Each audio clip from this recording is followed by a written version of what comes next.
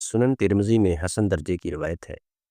سیدنا انس بن مالک رضی اللہ عنہ فرماتے ہیں، نبی کریم صلی اللہ علیہ وسلم کو جب کوئی کام سخت مشکل پیش آتا تو آپ کہا کرتے تھے، یا حیو یا قیوم برحمتی کا استغیث، اے ذاتی اور دائمی زندگی والے، اے سب چیزوں کو قائم رکھنے والے اور خود سب سے بے نیاز، میں آپ ہی کی رحمت کے ساتھ مدد طلب کرتا ہوں۔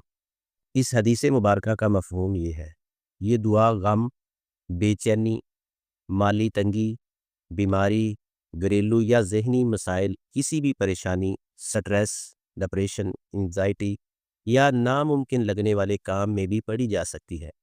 ہر نماز کے بعد ایک تسبیح یعنی 100 مرتبہ یا حیو یا قیوم برحمتی کا استغیث دل کی توجہ، ایمان اور یقین سے پڑھے۔